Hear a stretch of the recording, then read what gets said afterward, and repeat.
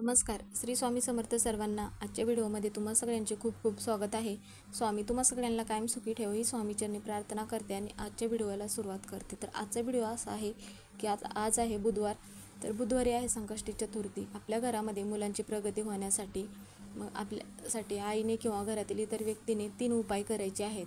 तर एखादा मुलगा तुमच्या घरातील किंवा मुलगी सतत आजारी असेल किंवा इडापिडा असेल, ज्या पण काही गोष्टी असतील, मुलांची अभ्यासात प्रगती होत नाही किंवा तुमच्या एखाद्या मुलाला नोकरी आहे पण त्या नोकरीमध्ये पाहिजे तसं यश मिळत नसेल, प्रगती होत नसेल, तर त्यावेळेस मग आपल्याला काय करायचे आहे, संकष्टी चतुर्थी असल्यामुळे, कारण की गणपती बाप्पा संकट दूर करतात, विघ्नहर्ता आहेत, म्हणून आपल्या मुलांसाठी आपण उपवास करून सेवा केल्या आणि त्याचप्रमाणे उपाय पण केले तर त्याचं फळ आपल्याला गणपती बाप्पा नक्की देत असतात. तर हा जो उपाय आहे, तर हा उपाय कधी करायचा आहे त्याबद्दलचीच माहिती आपण आजच्या व्हिडिओमध्ये घेणार आहोत. तर व्हिडिओ शेवटपर्यंत नक्की बघा. तर हा जो एक उपाय आहे, तर हा उपाय सर्वांसाठी करू शकता तुम्ही. सकाळी किंवा संध्याकाळी करायचा आहे. म्हणजे महिन्यातील प्रत्येक संकष्टीला तुम्ही हे उपाय केलात तरीही चालेल. तर मुलांचे दोष, मुलांची नजरबाधा दूर होण्यासाठी हा उपाय करायचा आहे. आता मुलांचे विवाह जुळून येत नाहीत किंवा नोकरी आहे, नोकरीमध्ये प्रगती होत नाही किंवा मुलांसाठी काही गोष्टी आपल्याला मुलांसाठी करायच्या आहेत, त्यामुळे मग हा उपाय आपल्या मुलांसाठी करायचा आहे.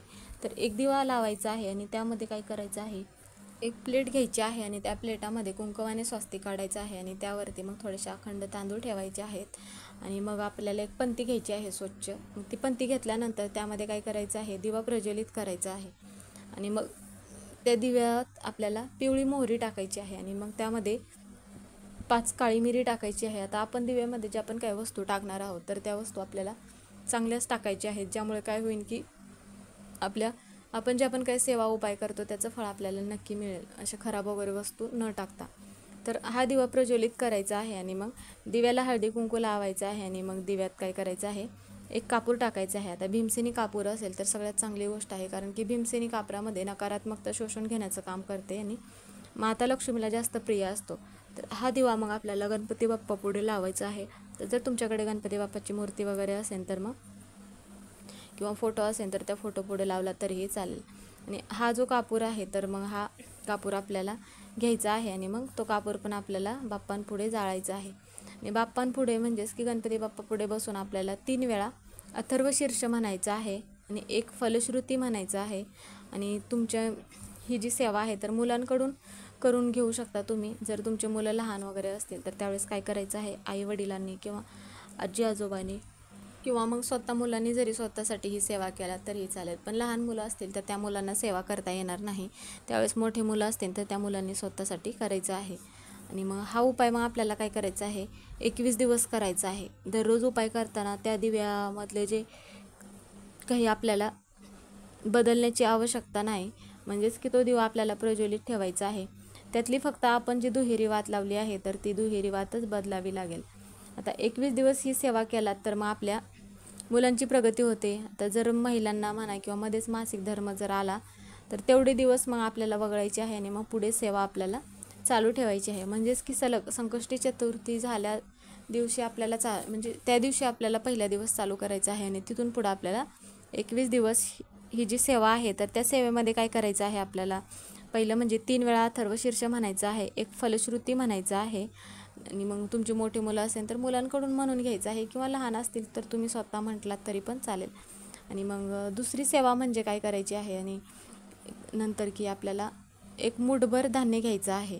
आता धान्य म्हणजे त्यामध्ये तुम्ही गहू घेऊ शकता किंवा ज्वारी किंवा अजून काही तुम्ही घेऊ शकता. आणि मग ते आपल्याला काय करायचं आहे, 3 वेळा आपल्या घरातील जी मुलं आहेत तर त्या मुलांवरून उतरवून घ्यायचं आहे आणि उतरवून घेतल्यानंतर काय करायचं आहे, घराबाहेर फेकायचं आहे.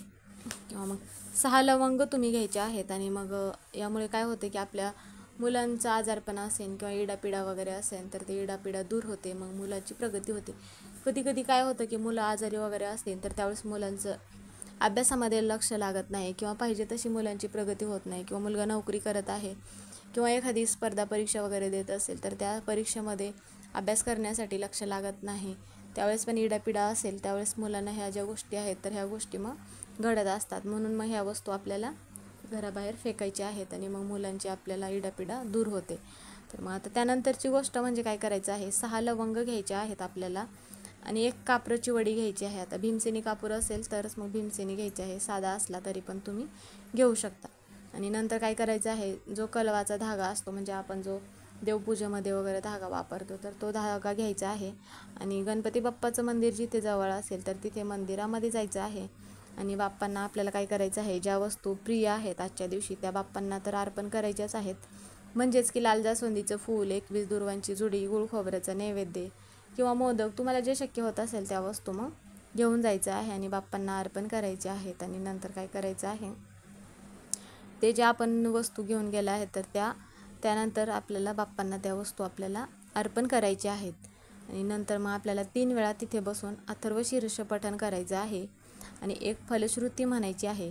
आणि आपली जी पण काही इच्छा आहे मुलांबाबतीत असेल किंवा घरातील एखादी व्यक्ती आजारी आहे किंवा विवाह जुळून येत नसतील किंवा नोकरीमध्ये प्रगती होत नाही किंवा घरातील ज्या पण काही समस्या असतील त्याबद्दल गणपती बाप्पांना प्रार्थना करायची आहे विघ्न दूर होण्यासाठी. आणि नंतर मग आपल्याला तिथे बसून झाल्यानंतर इच्छा वगैरे सांगितल्यानंतर प्रार्थना वगैरे म्हणून झाल्यानंतर तो धागा घ्यायचा आहे आपल्याला. आणि मग तो धागा आपण जोपर्यंत अथर्वशीर्ष वगैरे म्हणत नाही तोपर्यंत तो धागा आपल्याला तिथेच ठेवायचा आहे. आणि त्यानंतर म्हणजे इच्छा वगैरे सांगून होईपर्यंत. आणि त्यानंतर काय करायचं आहे की तो धागा आपल्याला घ्यायचा आहे आणि तो धागा घेऊन आपल्याला आपल्या घरातील जे मुलं आहेत, लहान असो किंवा मोठी असो, तर त्या मुलांच्या हातामध्ये आपल्याला तो धागा बांधायचा आहे. किंवा मग तुम्ही काय करायचं आहे, जी मुलं तुमची आता शाळेत असतील किंवा कॉलेजमध्ये असतील किंवा नोकरीसाठी जात असतील त्यावेळेस त्यांच्याजवळ जी शाळेची बॅग वगैरे असेल तर त्या बॅगमध्ये काय करायचं आहे, तो धागा मग ठेवून द्यायचा आहे किंवा तुम्ही हातात बांधलात तरी पण चालेल. आणि जर मुलगी असेल तुमची तर मुलीच्या मग पर्समध्ये ठेवायला द्यायचं आहे. म्हणजेच काय होतं की यामुळे तो धागा त्यांच्यासोबत असल्यामुळे गणपती बाप्पाचे मग काय होतं की गणपती बाप्पा त्यांच्यावरती जे येणारे विघ्न आहेत तर ते विघ्न दूर करतात आणि गणपती बाप्पा त्यांच्या कायम सोबत राहतात. म्हणून मग हा एक शेवटचा जो उपाय आहे तर हा उपाय आपल्याला आवर्जून करायचा आहे. त्याचप्रमाणे मग काय करू शकता तुम्ही, 11 लवंग घ्यायचे आहे आणि मग 11 वेळा आपल्याला अथर्वशीर्ष म्हणायचं आहे. आणि मग त्यामध्ये काय करायचं आहे, बाप्पांना अर्पण करायचं आहे. त्यातली एक जी लवंग आहे तर ती लवंग मुलांना खायला द्यायची आहे. आणि मग त्यानंतरची गोष्ट म्हणजे काय करायचं आहे, तर दुसऱ्या दिवशी आपल्याला एक लवंग हातात घ्यायची आहे आणि मग एक अथर्वशीर्ष म्हणायचं आहे. कारण की यातलं मुलांना ह्या जे अथर्वशीर्ष म्हणून झाल्यानंतर दररोज मग एक लवंग आपल्याला मुलांना खायला द्यायची आहे. तर सलग आपल्याला असं 11 दिवस करायचं आहे.